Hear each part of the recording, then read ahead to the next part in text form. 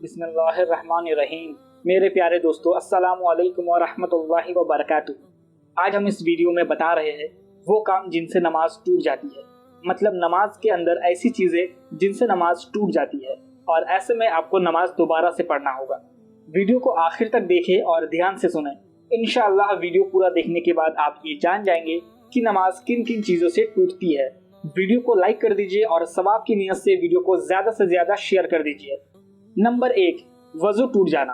ये तो हम सभी जानते ही है कि नमाज के दौरान अगर वजू टूट जाती है तो ऐसे में हमारी नमाज भी टूट जाती है और फिर ऐसे में हमें दोबारा से वजू करके फिर से नमाज पढ़ना होगा। नंबर 2, बात करना। नमाज के बाहर की जाने वाली काम अगर नमाज के अंदर की जाए तो उससे नमाज टूट जाती है। जैसे बात करना, खैरियत पूछना, जवाब देना, किसी को रेस्पॉन्स देना। अगर नमाज के अंदर यानी नमाज के दौरान ये काम करते हैं तो हमारी नमाज टूट जाएगी। चाहे ये काम अनजाने में हो या जानबूझकर, चाहे धोखे से हो जाए, चाहे थोड़ी हो या ज़्यादा हो, नमाज के अंदर अगर एक भी वर्ड आपने बोल दिए तो आपकी नमाज खत्म हो जाएगी। आपको फिर से दोबारा नमाज पढ़ना होगा। नंबर 3, सलाम करना। नमाज के दौरान सलाम करने से भी नमाज टूट जाती है। अगर आपने नमाज के दौरान किसी को सलाम किया या किसी के सलाम का जवाब दिया तो ऐसे में आपका नमाज खत्म हो जाएगा। चाहे गलती से हो या जानबूझकर, नमाज आपकी टूट जाएगी। आपको फिर से नमाज पढ़नी होगी। बहरहाल ये सभी चीजें जल्दी किसी के साथ होती नहीं है, मगर नमाज किन किन चीजों से टूट जाती है ये हर किसी को पता होनी चाहिए। ये एक अहम मसला है। हर मुसलमान भाई बहन को इसका इल्म होना जरूरी है। मसाइल की जानकारी होना सबके लिए जरूरी है। मान लीजिए कभी किसी दिन किसी के साथ ये मसला पेश आए और वो आपसे पूछे कि भाई मैं नमाज पढ़ रहा था और नमाज के दौरान मुझसे ऐसी ऐसी चीजें हुई, तो मेरा नमाज हो गया या मुझे दोबारा से नमाज पढ़ना होगा। तो ऐसे में आप उसको क्या जवाब दोगे? अगर आपको इसका इल्म होगा तो आप उसको बता पाओगे। इसलिए हर मसाइल का इल्म होना बेहद जरूरी है।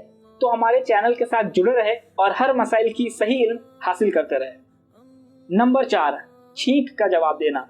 अगर खुद की छींक आए तो उसके जवाब में अल्हम्दुलिल्लाह कहा जाता है और किसी दूसरे की छींक आने पर जवाब में या रहमुक अल्लाह कहा जाता है। तो अगर नमाज के दौरान ये चीजें की जाए तो इससे नमाज टूट जाती है। यानी अगर आपको छींक आए और आप नमाज के दौरान अल्हम्दुलिल्लाह कह देते हैं या किसी दूसरे की छींक पर गलती से जवाब दे देते हैं और या रहमुक अल्लाह कह देते हैं नमाज के दौरान, तो आपकी नमाज टूट जाएगी। यानी छींक का जवाब देना ये नमाज के बाहर का अमल है। नमाज के अंदर आप ये चीजें नहीं कर सकते हैं। अगर आपने ऐसा किया तो आपकी नमाज टूट जाएगी। आपको फिर से दोबारा से नमाज पढ़ना होगा। नंबर 5, गम की दुआ। आप नमाज पढ़ रहे हैं, नमाज के दौरान आपने कोई गम की खबर सुनी और गलती से आपने गम की दुआ इन्ना लिल्लाहि व इन्ना अलैहि राजिऊन पढ़ दिया तो आपकी नमाज टूट जाएगी। इसी तरह अगर आपने कोई अच्छी खबर सुनी और नमाज के दौरान अल्हम्दुलिल्लाह कह दिया तो भी आपकी नमाज खत्म हो जाएगी। ऐसे में आपको दोबारा से नमाज पढ़ना होगा। नंबर 6, दर्द से कड़हाना। मान लीजिए आपको किसी तरह की कोई तकलीफ है या कोई दर्द है और आप नमाज पढ़ रहे हैं। नमाज के दौरान आपकी दर्द या तकलीफ ज्यादा हो जाती है, बढ़ जाती है और आपके मुंह से कड़हाने की आवाज, आह या ऊ जैसी कोई आवाज, कड़हाने की आवाज निकल जाती है। तो ऐसे में आपकी नमाज खत्म हो जाएगी। नमाज आपको ऐसे में फिर से पढ़ना होगा। अगर मुंह से आवाज नहीं निकली तब तो ठीक है, पर अगर दर्द की कड़हाने की आवाज अगर मुंह से निकल जाती है तो फिर आपकी नमाज टूट जाएगी। नंबर 7, अमले कसीर करना। नमाज के अंदर ऐसा काम करना जिससे देखने वाले आदमी को ये लगे कि आप नमाज नहीं पढ़ रहे हैं, उसे अमले कसीर कहते हैं। मिसाल के तौर पर मान लीजिए आप नमाज पढ़ रहे हैं, एक हाथ से नियत बांधे है और दूसरी हाथ से दाढ़ी पर हाथ फेर रहे हैं या खुजली कर रहे हैं, तो देखने वाले इंसान को ये लगेगा कि आप नमाज पढ़ रहे हैं। वहीं अगर आप दोनों हाथ से खुजाने लगे या बाल सही करने लगे, दाढ़ी सही करने लगे या टोपी सही करने लगे दोनों हाथ से, तो देखने वाले को लगेगा कि आप नमाज नहीं पढ़ रहे हो, आप कुछ और ही कर रहे हो, ऐसे ही खड़े हो, ऐसा लगेगा। इसे अमले कसीर कहते हैं और ऐसा करने से नमाज टूट जाती है। नंबर 8, खाने पीने से। नमाज में अगर आप कुछ खाते या पीते हैं तो इससे नमाज टूट जाती है। नमाज के दौरान कोई चीज खाने से या चबाने से नमाज टूट जाती है। इसलिए अगर आपकी पहले से वजू है और आप नमाज पढ़ने जा रहे हैं तो पहले कुल्ली करना जरूरी है। आप कुल्ली करेंगे, उसके बाद आप नमाज पढ़ेंगे जिससे आपका मुंह साफ हो जाए। नंबर 9, 2 सफ़ों के बराबर चलने से। नमाज के दौरान आदमी अगर थोड़ा बहुत इधर उधर होता है तो इससे कोई हर्ज नहीं है, मगर नमाज पढ़ते पढ़ते बहुत ज्यादा इधर उधर हो गया, दाई या बाई की तरफ चला गया, इतना कि 2 सफ़ के बराबर अपनी जगह से हट गया, हट के आगे चला गया या दाई या बाई हो गया, तो इससे उसकी नमाज टूट जाएगी।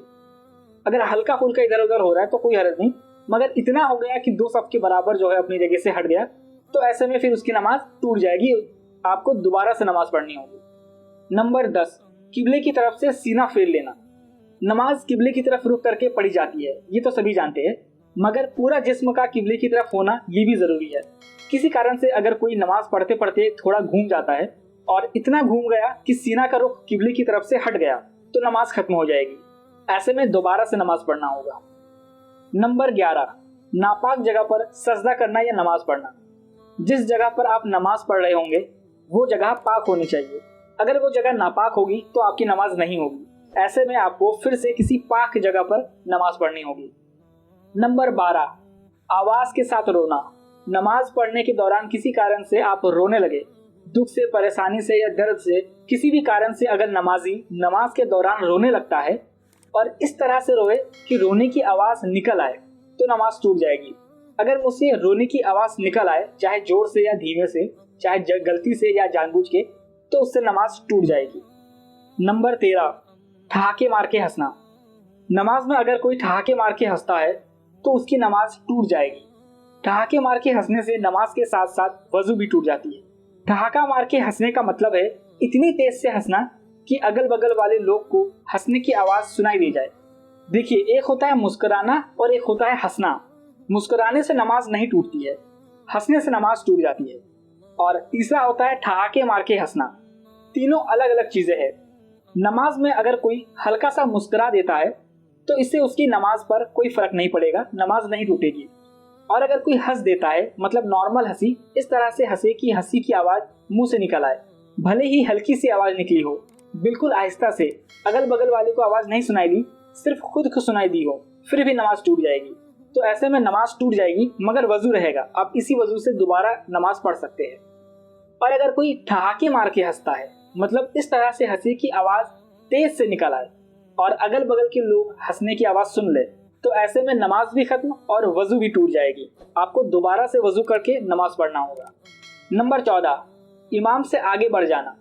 अगर आप इमाम के पीछे नमाज पढ़ रहे हैं और नमाज के अंदर कोई भी चीज इमाम से पहले कर देते हैं, जैसे मान लीजिए इमाम सजदे में जाने वाले हैं पर इमाम के अल्लाह अकबर कहने से पहले ही आप सजदे में चले गए, तो ऐसे में आपकी नमाज खत्म हो जाएगी, आपको फिर से नमाज पढ़ना होगा। तो ये चीजें थी जिन्हें मुफ्सिदाते नमाज कहा जाता है, यानी नमाज को तोड़ देने वाली चीजें। उम्मीद है आपको वीडियो पसंद आई होगी। सवाब की नियत से ज्यादा वीडियो को शेयर कीजिए